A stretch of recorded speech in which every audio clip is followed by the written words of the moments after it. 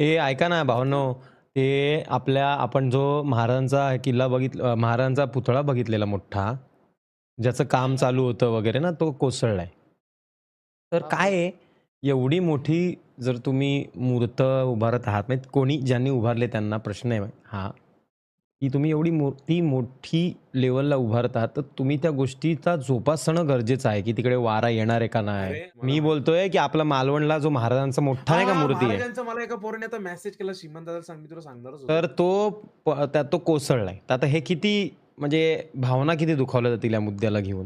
तर अशी अरे, लोकं जी किती आता मोठं ज्या मूर्ती होती. लोकांनी ते उभाराचा निर्णय घेतला, खूप चांगला निर्णय.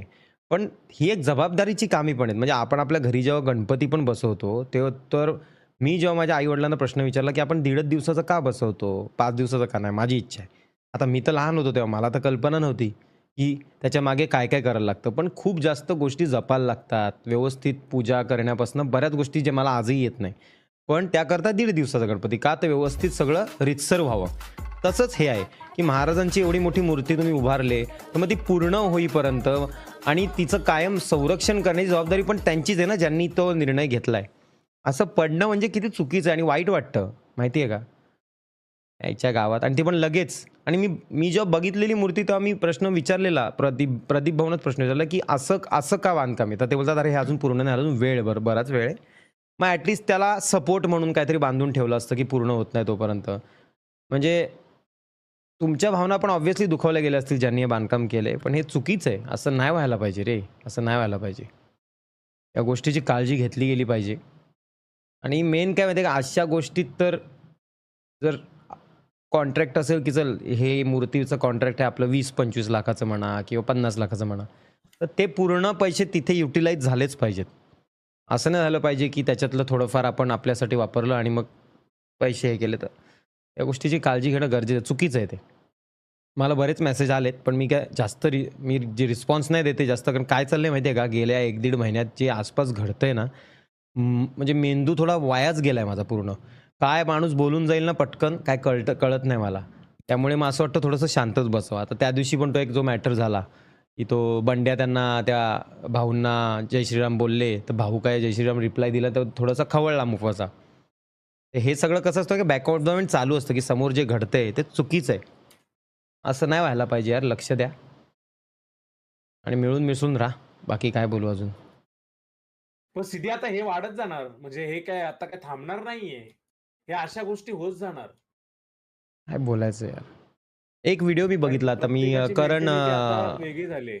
करणला पण एक व्हिडिओ पाठवला. त्याच्यामध्ये म्हणजे मी जास्त डिटेल नाही केवळ बोलत, पण 30-50 येतायत. त्याच्यामध्ये ना असे विद्यार्थी वगैरे आहेत. सगळ्या जातीचे विद्यार्थी आहेत तिकडे आणि तिकडे भारत माता की जय वगैरे चालले, तर एक स्पेसिफिक रांग आहे ना, ते लोकं जय नाही बोलत आहेत. ते पाया पण नाही पडत आहेत. लहान-लहान मुलं रे. म्हणजे काय शिकवण देतोय आपण आपल्या मुलांना, की काय म्हणजे आपण फक्त जातीवादच पाळत राहणार आहेत का नाही? अरे भारतासाठी आहेत का नाही आपण? आपण ज्या भारतात राहतो, त्या भारतात असल्याचा गर्व असायला हवा ना. तुम्ही त्या भारतातलं खाता, तुम्ही त्या जमिनीवर जगता, तुम्ही त्या जमिनीचे आहात आणि तुम्ही वंदे मातरम बोलाल, तुम्हाला कमीपणा वाटतोय, भारत माता की जय बोलायला. मग तुम्ही कुठल्या उद्देशाने इथे आहात? ही कुठली घडवणूक आहे? मला तर टेन्शन काय माहिती आहे का, हे बेकार आहे रे. म्हणजे भयानक आहे, भयानक. पण भयानक आहे. श्रीमान तू एक गोष्ट मला नोटीस नवल वाटतं केली आपल्या आपल्या श्रीमान फॅमिलीमध्ये खूप सर्व जातींची माणसं आहेत आणि ती गर्वाने जय श्रीराम, वंदे मातरम सगळ्या जातीला, सगळ्या धर्मांना मानणारी माणसं आहेत. पण हे जे असे रील वगैरे बघून आहे ना, असं भीती वाटते, की हे काहीतरी विचित्र आहे भाई. म्हणजे भयानक वाटतं खरंच. काय माहिती कसं काय होणार आहे? आई-वडिलांची शिकवण असणं गरजेचं आहे त्या मुलांना. तेव्हा कुठे काहीतरी नीट होईल. तर आई-वडीलच जर त्यांना व्यवस्थित घडवत नसतील, तर ते पुढे लोकांना काय घडवणार? ते त्यांच्या मुलांना किंवा त्यांच्या मित्रांना काय सांगणार आहे? किती विचित्र आहे हे सर्व. असो. चला बोल चेतन काय बोलतो रे?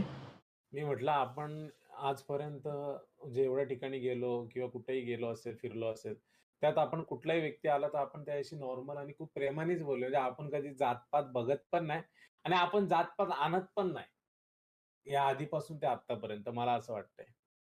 लोकं छोट्या-छोट्या गोष्टींचा किती बारकाईने विचार करतात. बोलतो काय तुला?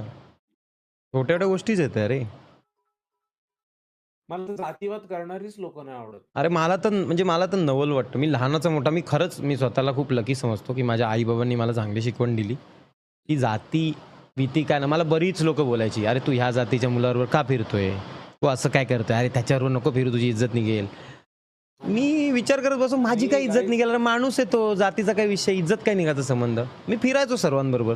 मला कधी असं म्हणजे वाटलं नाही कुठलं मला काय. एक म्हणायचंय गाईज हे सगळं माझ्याबद्दल खूप बोललेले आहेत श्रीमनला, पण श्रीमननी त्यांच्याशी भांडणं केलेली आहेत.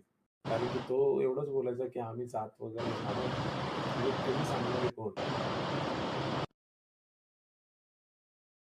नावं-बिवं नका घेत जाऊ रे चेतन.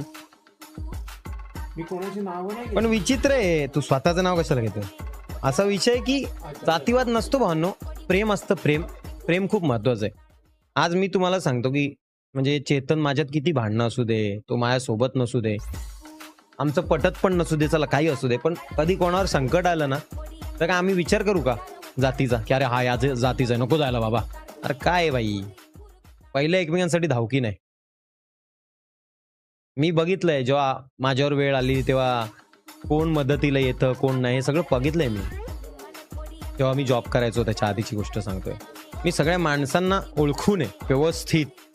त्यामुळे मला एक गोष्ट तर कळलेली आहे, की मैत्री ही जात खूप महत्त्वाची आहे आणि माणुसकी ही जात खूप महत्त्वाची आहे. ती पाळली ना तर आपण या जगात सर्व जिंकू शकतो. सिद्धी आपण एकमेकांशी फक्त वाद करत बसतो, की हे असं आहे, आमचा धर्म तेव्हापासूनचा आहे, तुमचा धर्म आत्ताचा आहे, आमचा धर्म श्रेष्ठ, तुमचा अरे काय धर्म जात जेव्हा मराला टेकू ना, जेव्हा हे सगळ्या पावसामुळे, या उन्हामुळे हाहाकार होणार आहे ना पृथ्वीवरती, तेव्हा तो देव जात नाही बघणार आहे तुमचा गेम वाजवताना. सिद्धी कुठल्याही ऐक ना, जातीचा माणूस तो 1 मिनिटं. उडणारच आहे. महाराजांचा एक शब्द आहे भावांनो, की मी जात धर्म मानत नाही, पण मी धर्मभोळा नाहीये. एक सिंपल गोष्ट सांगतो तुम्हाला, की आपण सर्व जाती, सर्व धर्म मानणारे आहोत. म्हणजे आपण कसं आहे, म्हणजे एक सिंपल सांगतो, की आपलं घर आहे. आपली एक चाळ आहे. आपण सगळ्या चाळीमध्ये सगळ्यांसोबत राहणारे आहोत, मजा करणारे आहोत. सगळे आपल्याला आवडतात. पण जर त्या चाळीमधला कुठला आपल्या घरात घुसून मॅटर करायला लागला, मग त्याला कोलायचा. हा माझा रूल आहे. सिंपल. बाकी जोपर्यंत घरात येत नाही, तोपर्यंत त्रास देत नाही, तोपर्यंत तो आपलाच आहे.